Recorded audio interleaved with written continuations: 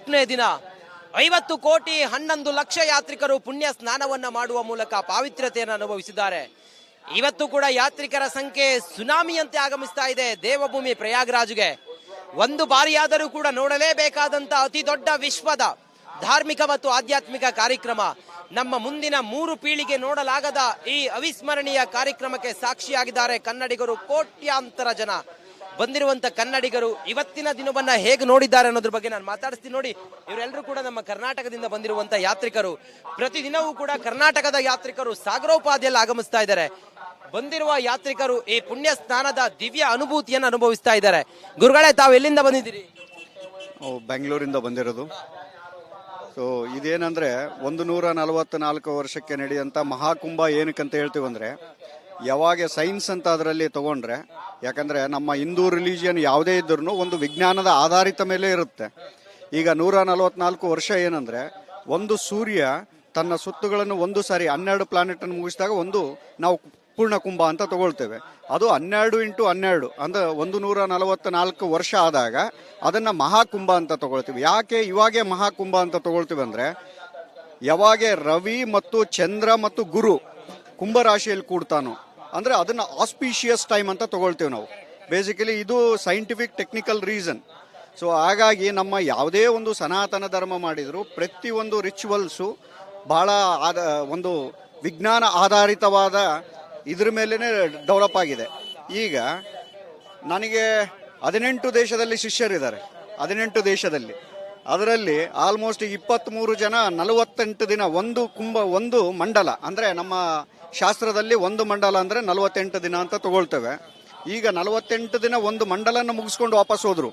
ಅವ್ರು ಹೇಳ್ತಾ ಇರೋದಿಷ್ಟೇ, nothing greater than Hindu ಸನಾತನ ಧರ್ಮ.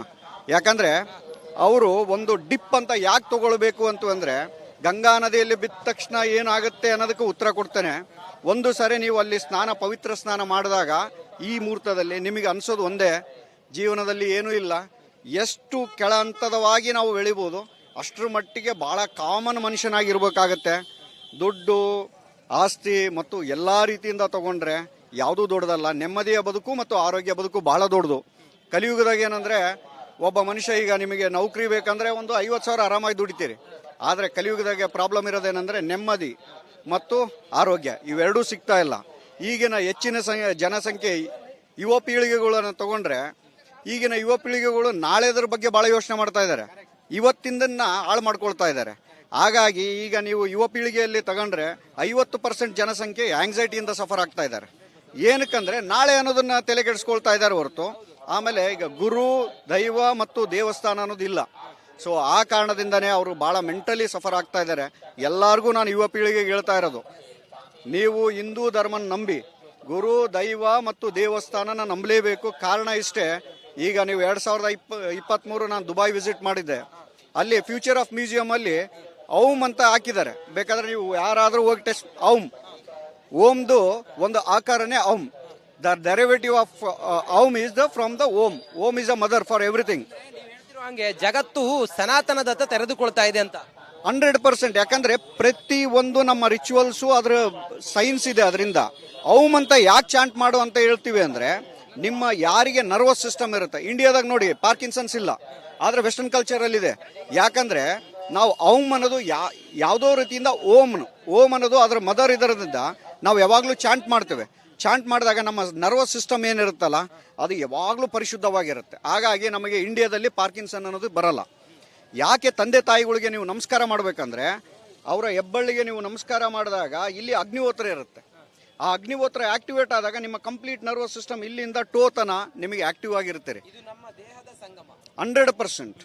ಈಗೇನು ತ್ರಿವೇಣಿ ಸಂಗಮದಾಗ ನೀವು ಮುಳುಗಿ ಎದ್ದೇಳ್ತಾ ಇದ್ದೀರೋ, ಇದು ನಮ್ಮ ದೇಹದ ಸಂಗಮ. ಯಾವಾಗ ತಂದೆ ತಾಯಿಗಳಿಗೆ ನಮಸ್ಕಾರ ಮಾಡ್ತೀರೋ ಅದು ನಿಮಗೆ ಅಲ್ಲಿಂದ ಟೋತನ ಎದ್ದಿರುತ್ತೆ. ಅದು ನಿಮಗೇನು ಮಾಡುತ್ತೆ ಅಂದರೆ ಒಳ್ಳೆ ಡಿಸಿಷನ್, ಕಾಮ್ ಆಗಿರೋಂಥ ಪರಿಸ್ಥಿತಿ ನಿಮಗೆ ಬರುತ್ತೆ. ಹಾಗಾಗಿ ಎಲ್ಲರೂ ನಾನು ಎಲ್ಲ ಯುವ ಪೀಳಿಗೆಗೆ ಕೇಳ್ತಾ ಇರೋದು, ನೀವು ವೆಸ್ಟರ್ನ್ ಕಲ್ಚರ್ಸ್ ಎಲ್ಲ ನಮ್ಮ ಇಂಡಿಯನ್ ಫಾಲೋ ಮಾಡ್ತಾ ಇದ್ದಾರೆ. ನಮ್ಮ ಪ್ರಾಬ್ಲಮ್ ಏನಂದ್ರೆ ಯುವ ಪೀಳಿಗೆದು ನಮ್ಮ ಬಗ್ಗೆ ನಮಗೆ ನಂಬಿಕೆ ಇಲ್ಲ. ರಾಮಾಯಣ ಮಹಾಭಾರತ ಸಹ 2024 ನವೆಂಬರಲ್ಲಿ ಅರಬಿಗೆ ಕನ್ವರ್ಟ್ ಆಗಿ ಮಾನ್ಯ ನರೇಂದ್ರ ಮೋದಿಜಿಯವರು ನಮ್ಮ ಪ್ರಧಾನಮಂತ್ರಿಗಳು ಅದನ್ನ ರಿಲೀಸ್ ಮಾಡ್ತಾರೆ. ಅಂದ್ರೆ ಇದರ ಅರ್ಥ ಏನಂದ್ರೆ, ರಾಮಾಯಣ ಮಹಾಭಾರತ ನಡೆದಿರೋದು ಸತ್ಯ, ನೀವು ಕಟುಕತೆಗಳು ಅಂತ ತಿಳ್ಕೋಬೇಡಿ. ಎಲ್ಲಾ ರೀತಿಯಿಂದನೂ ಒಳ್ಳೇದಾಗ್ಲಿ. ಖಂಡಿತ ನೋಡಿ, ಸನಾತನದ ಶ್ರೀಮಂತಿಕೆ ಅಂತ ಹೇಳಿದ್ರೆ ಇದು. ನೂರಾರು ಜನ ಬಂದವರು ಈ ದಿವ್ಯ ಅನುಭೂತಿಯನ್ನು ಅನುಭವಿಸ್ತಾ ಇದ್ದಾರೆ. ನೋಡಿ, ನಾ ಮಾತಾಡಿಸ್ತೀನಿ. ಎಲ್ಲಿಂದ ಬಂದ್ರಮ್ಮ? ನಾವು ಬೆಂಗಳೂರಿಂದ. ಹೆಂಗಿದೆ ಮಹಾಕುಂಭದ ಅನುಭವ? ಅದೇ ಸೂಪರ್ ಬ್ಲೆಸ್ಸಿಂಗ್ಸ್ ಅಂತ ಹೇಳ್ಬೋದು. ಆಕ್ಚುಲಿ 2 years ಬ್ಯಾಕ್ ನಾವು ಬಂದಿದ್ವಿ, ಇಲ್ಲಿ 5 days ಇದ್ವಿ.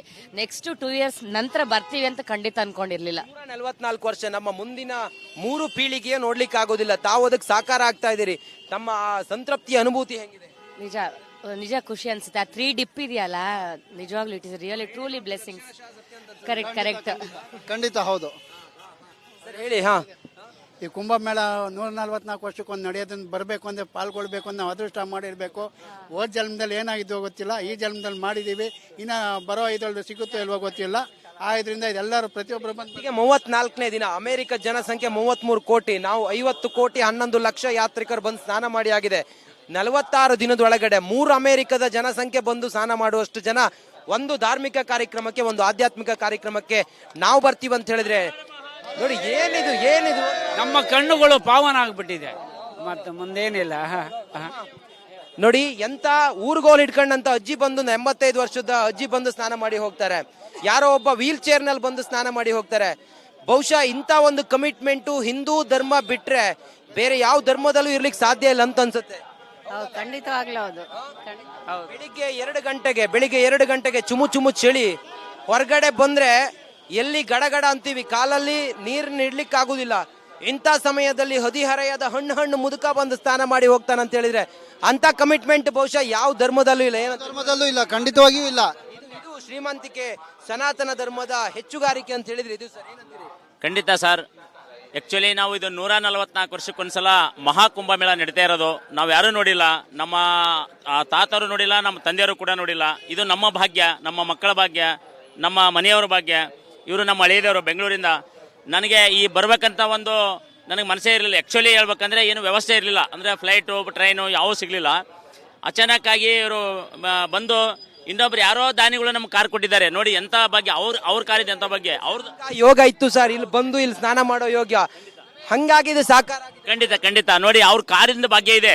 ಅವ್ರು ಯಾರೋ ಒಬ್ರು ಪುಣ್ಯಾತ್ಮ ನಮ್ಗೆ ಕಾರ್ ಕೊಟ್ಟಿದ್ದಾರೆ, ಯಾರೋ ಇದು ಮಾಡಿದ್ದಾರೆ. ಅಂದ್ರೆ ಇದು ಏನಿದೆ ಅಂದ್ರೆ ಯೋಗ ಇದ್ರೆ ಮಾತ್ರ ಇದು ಸಾಧ್ಯ. ಯೋಗ ಮತ್ತು ಯೋಗ್ಯತೆ 2 ಇದ್ರೆ ಮಾತ್ರ ಇದು ಸಾಧ್ಯ. ಕುಂಭಮೇಳ ಮತ್ತೆ 144 ವರ್ಷಕ್ಕೆ ಮತ್ತೆ ನಾವು ಹುಟ್ಟಿ ಬರಲಿ, ನಮ್ಮ ಆತ್ಮ ಹುಟ್ಟಿ ಬರಲಿ, ನಾವು ಮತ್ತೆ ಮಹಾಮನುಷ್ಯರಾಗಿ ಬರಲಿ, ಮತ್ತೆ ಈ ಕುಂಭಮೇಳಕ್ಕೆ ನಾವು ಭಾಗವಹಿಸ್ತೀವಿ ಅಂತೇಳಿ ಬಹಳ ಘಂಟಾಘೋಷವಾಗಿ ಹೇಳಕ್ ಇಷ್ಟಪಡ್ತೀನಿ. ಎಲ್ಲರೂ ಒಂದ್ಸಲ ಕೈ ಮೇಲೆತ್ತಿ ನಮ ಪಾರ್ವತಿ ಪತೆ ಹರ ಮದೇ. ನೋಡಿ, ಇದು ಸನಾತನದ ಶಕ್ತಿ. ಇದು ಮಹಾಕುಂಭದಲ್ಲಿ ನಾವೇ ಪುನೀತರು, ನಾವೇ ಪಾವಿತ್ರ್ಯರು, ನಮ್ಮ ಜೀವನವೇ ಪಾವನ.